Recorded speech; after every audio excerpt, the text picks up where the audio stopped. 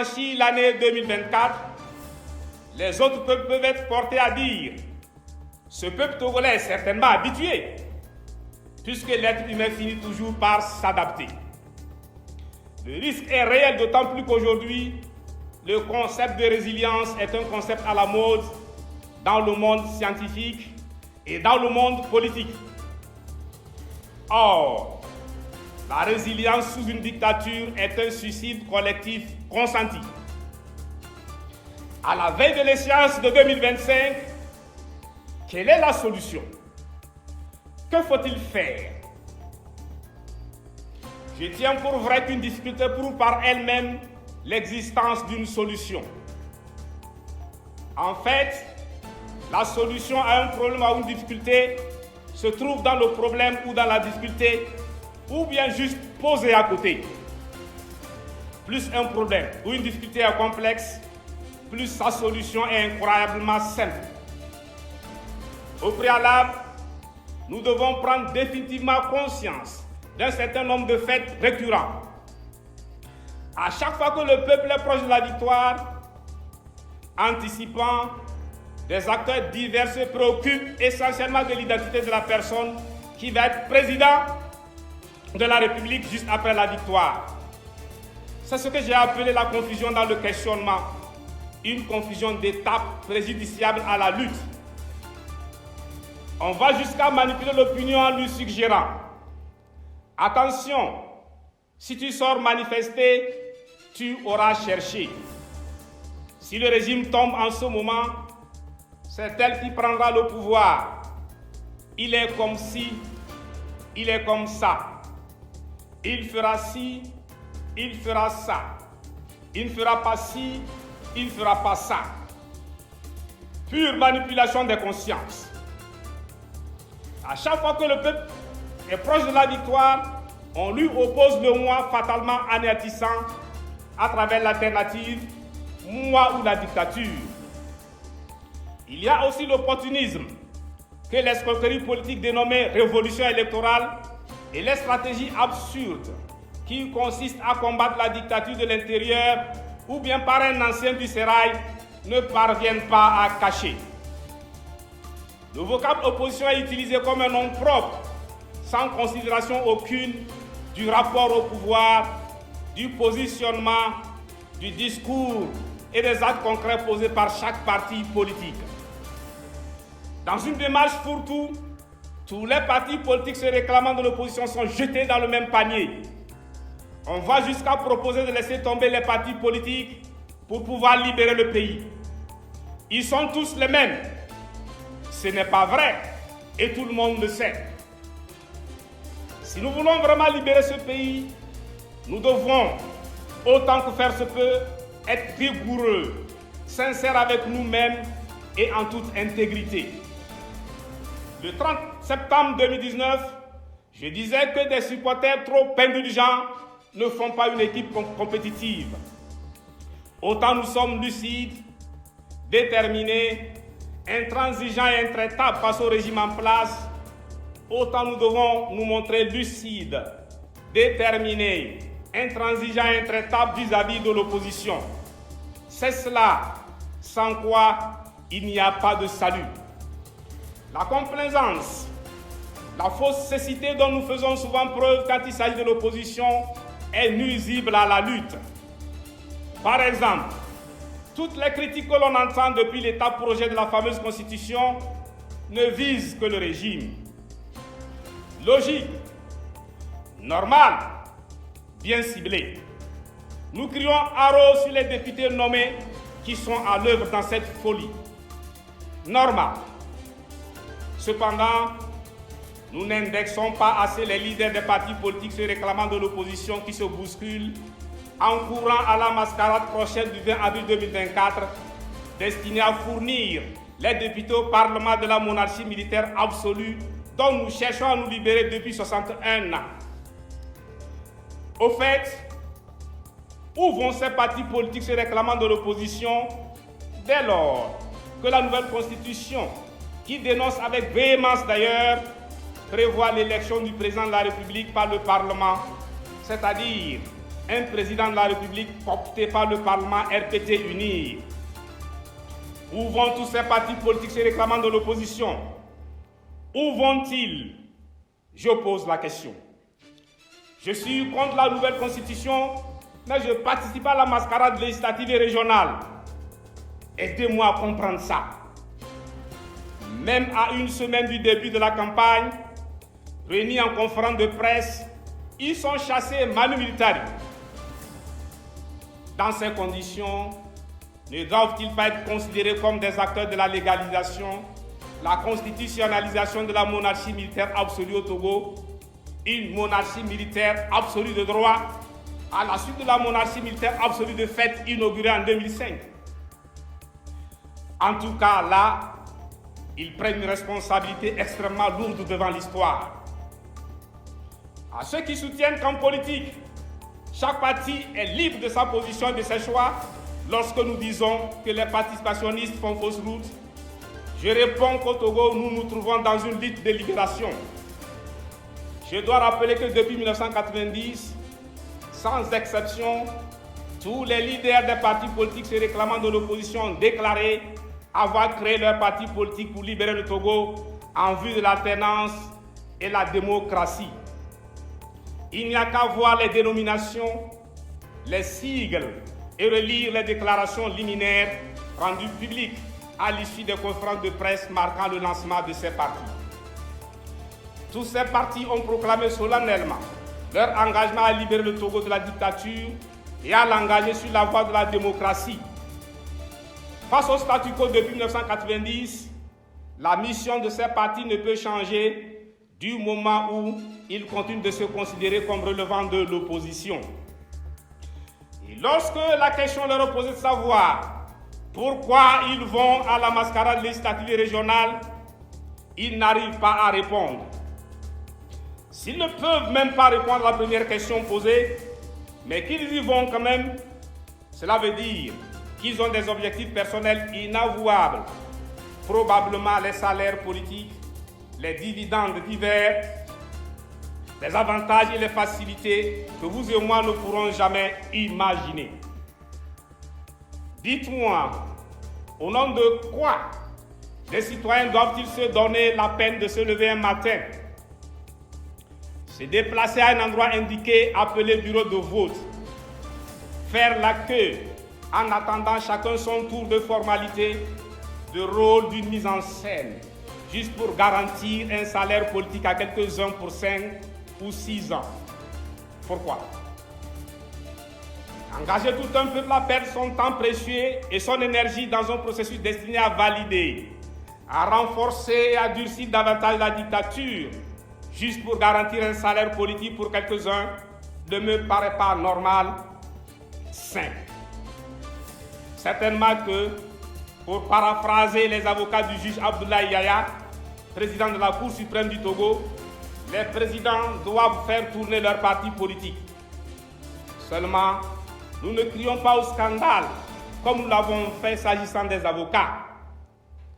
L'alibi de la minorité de blocage est tout simplement ridicule. Et ils le savent. Seulement, ils se retiennent de rire eux-mêmes de leurs propres arguments et prétentions.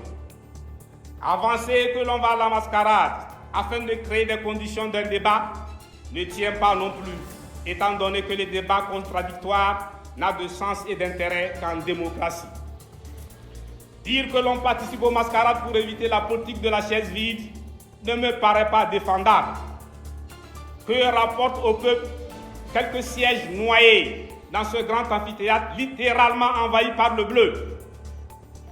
Finalement, de guerre lasse, on nous dit, de toutes les façons, si nous n'allons pas, eux ils vont aller. On ne va pas les laisser aller seuls. Pas question. Soutenir que le peuple togolais n'a d'autre choix que de se soumettre aux mascarades, c'est décréter de façon péremptoire l'incapacité de tout un peuple à se libérer, de frapper de je ne sais quel sceau d'invalidité et lui recommander l'asservissement éternel.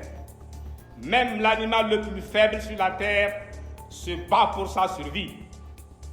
Non, le participationnisme n'est pas une stratégie de lutte contre la monarchie militaire absolue, mais une caution, une validation du système. C'est un mépris, une insulte à la mémoire de nos martyrs, parmi lesquels les otages politiques en prison. La ruse, l'expression magique cette fois-ci, ne doit plus prospérer, car il y a déjà trop de cette fois-ci. Quel qualificatif le peuple frère et les autres peuples de la planète réserveront-ils au peuple togolais dès qu'ils se seront rendus compte que celui-ci a plongé sa main pour la 8e fois dans un trou où il s'est fait déjà mordre 7 fois de suite? On parle beaucoup du Mali, du Burkina Faso et du Niger, en oubliant que les forces armées togolaises FAT n'ont absolument rien en commun avec ces armées de libération inaptes à tirer sur un citoyen, cible unique privilégiée de l'armée togolaise. Ne rêvons pas debout. Oublions, dans une dictature militaire, l'armée ne peut en aucun cas être une armée de libération.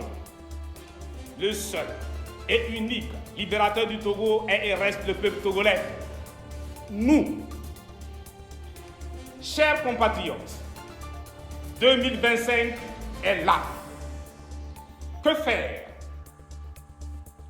La victoire de 2025 doit être absolument garantie au plus tard fin décembre 2024. Une seule seconde de plus de règne de Gnassingbé Faure est inacceptable. Nous devons agir au niveau de la mascarade législative et régionale du 20 avril 2024 et sur l'échéance de 2025. Je rappelle que notre arme est et reste le nombre pacifique en action ou en abstention.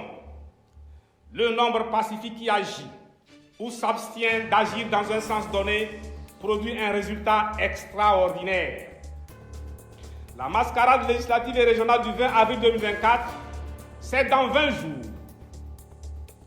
Que faire? À la recherche de la solution, j'ai fait le voyage retour dans le temps pour retrouver l'ancien arc, l'ancienne corde. J'ai finalement retrouvé l'ancien arc, l'ancienne corde en 1956. Elle est l'œuvre du père de l'indépendance confisqué dans le sang, le président Sylvanus Olympio. En effet, nous sommes au jour du référendum du 28 octobre 1956. Dans un ouvrage de Godwin Tété, ce jour, les partis réformistes et leurs ailes marchandes participent au vote, louent un avion pour distribuer des tracts et des drapeaux glorifiant la République autonome du Togo. Face à un scrutin qui a tout d'une formalité administrative et dont les résultats sont connus d'avance, Sylvanus Olympio et ses compagnons de lutte, fidèles à leur mot d'ordre de boycott, demandent à leurs militants ruraux de vaquer normalement à leurs occupations champêtres habituelles et aux citadins de quitter leurs domiciles respectifs, de manière que villages et villes résonnent comme des cimetières. Mieux, les leaders radicaux choisissent ce jour 28 octobre 1956 pour franchir la frontière et aller célébrer un mariage.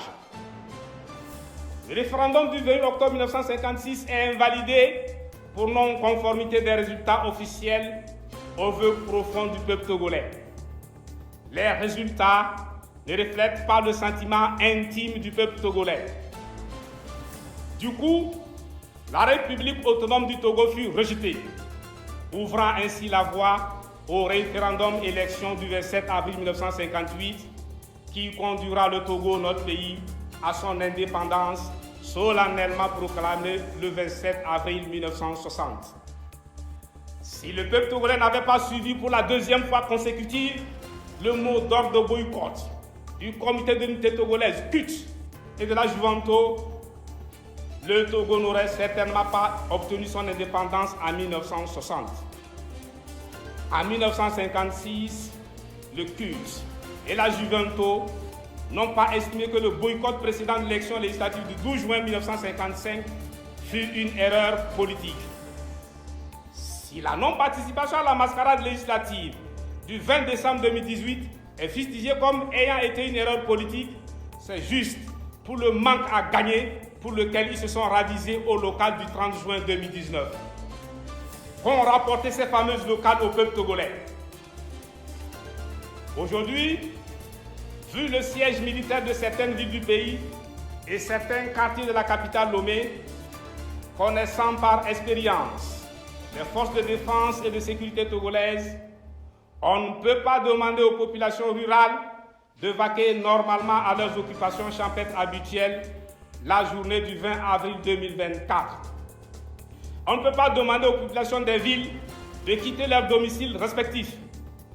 Franchir la frontière ce jour serait trop risqué, impossible.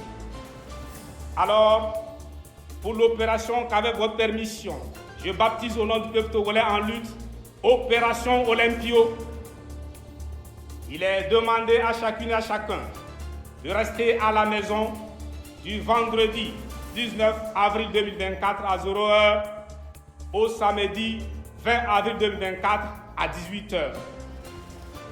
Voilà le nouvel arc, la nouvelle corde inspirée de l'ancien arc, l'ancienne corde. Le vote n'est pas obligatoire, mais il pourrait l'être si Gnassingbé Faure reste au pouvoir au-delà de l'échéance de 2027. Et le régime ne déforme pas mes propos. Nulle part, je n'ai dit d'empêcher votre élection là. Pour l'opération, 3 mots d'ordre. Comme en 56, comme Olympio, tous à la maison. Pour le mot de passe, on peut faire plus court en disant Olympio, 56 ou maison. Libre cours à votre imagination, rivalisez d'invention dans la formulation du mot de passe pour la mise en œuvre effective de l'opération Olympio. Partagez le mot de passe partout. Au champ, à la rivière, au puits, au moulin, au marché, sur le lieu de travail, à l'école, à l'université, dans la rue, sur les étudiants, sur les chantiers, à l'atelier, sur les réseaux sociaux, partout. Le 20 avril 2024, pendant que sur le territoire national togolais, désertes, les rues des villages et des villes résonnent comme des cimetières. Partout dans la diaspora, des manifestations gigantesques de rue sont organisées. Le seul et unique objectif poursuivi à travers tout le monde à la maison au Togo et tout le monde dans la rue à l'extérieur du Togo est le départ de Gnassingbé Faure. Faure doit partir. C'est tout. Terminus 2024. L'heure a sonné. J'insiste sur le fait que la lutte contre la nouvelle constitution est une fausse piste. La vraie lutte, c'est celle qui vise uniquement le départ de Gnassingbé Faure au plus tard fin décembre 2024. Le Togo appartient à nous tous, pas à la seule famille Gnassingbé. Ce que je propose là est adapté pour la lutte contre une dictature militaire barbare, totalement disposée à molester sauvagement, à emprisonner, à contraindre en exil et à tuer. L'opération Olympio est de loin plus facile que l'action de 1956. Pour vous qui, les mains nues, résistez aux forces de répression dans la rue, il est plus facile de rester à la maison que de braver des militaires armés jusqu'aux dents pour aller au champ, de quitter son domicile, de quitter votre domicile avec le risque de croiser les forces de répression. Qui peut le plus, peut le moins. À la maison où il reste pour 18 heures, les Togolaises et les Togolais au pays peuvent suivre, admirer et commenter sur leurs appareils les événements, c'est-à-dire les manifestations dans la rue de nos concitoyens à l'étranger, loin de la mère patrie, bannis par le régime, prêts à les jeter en prison dès qu'ils posent les pieds dans leur pays, sur la terre de leurs ancêtres. S'agissant de leur campagne qui va se dérouler du 4 au 18 avril 2024, je voudrais rappeler que la caméra ne filme pas les cœurs. Elle ne distingue pas le curieux du militant ou du sympathisant. 2 semaines sans assister à un spectacle ou à des jeux ne tue point. L'objectif que nous poursuivons, à savoir un Togo libre, indépendant, souverain, prospère, vaut bien le coup. Le 20 avril 2024 marquera le début d'une vaste campagne sans répit dans la diaspora togolaise sur tous les continents.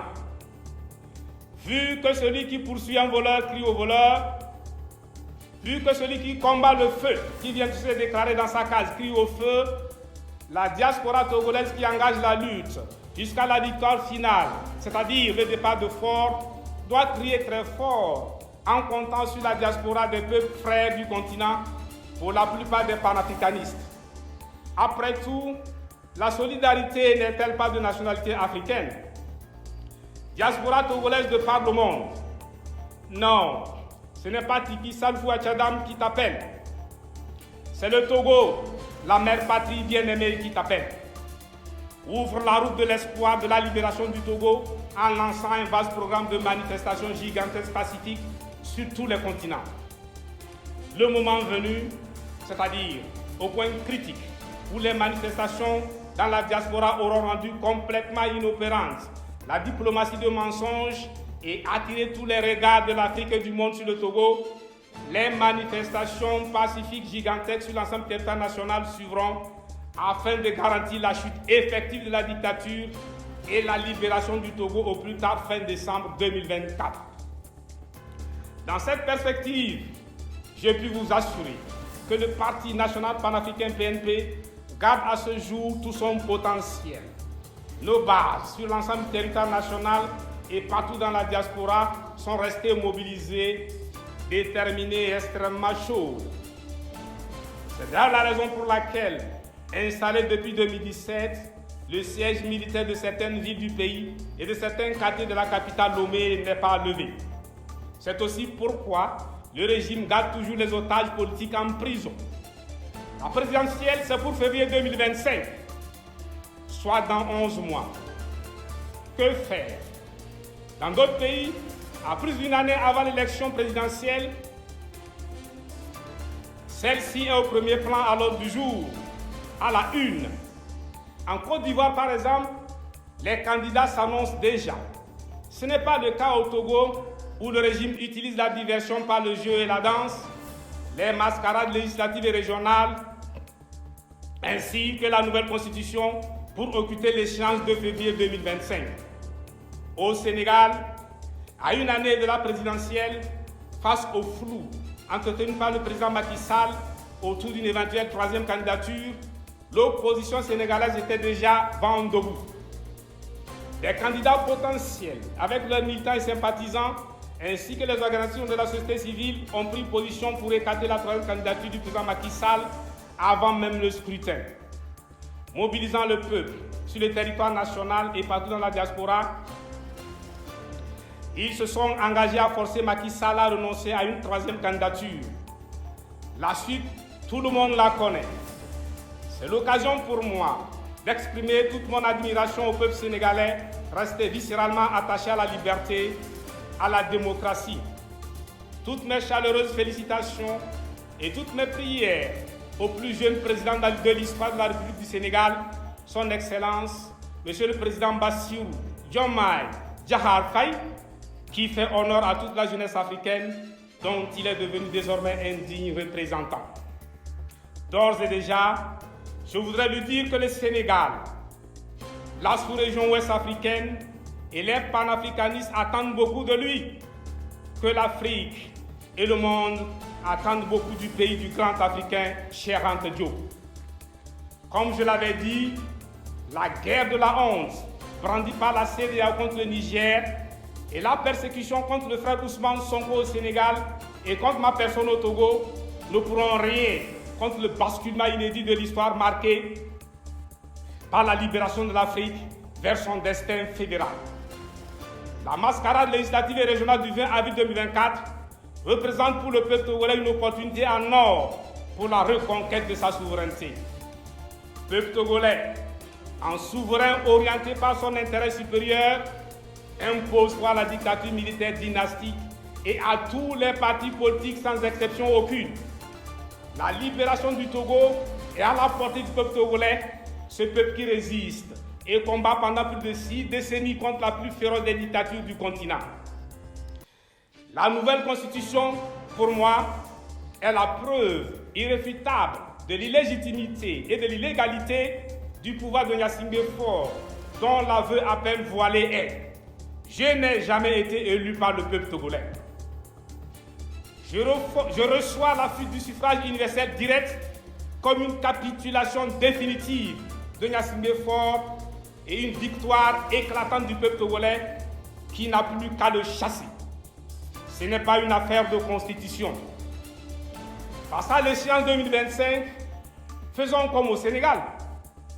Dans une unité d'action, des candidats potentiels à la présidentielle de 2025 et tous les acteurs résolument engagés doivent assurer la mobilisation effective des militants, des sympathisants et du peuple togolais sur l'ensemble du territoire national et dans la diaspora pour libérer le Togo en chassant Gnassingbé Faure du pouvoir au plus tard fin décembre 2024.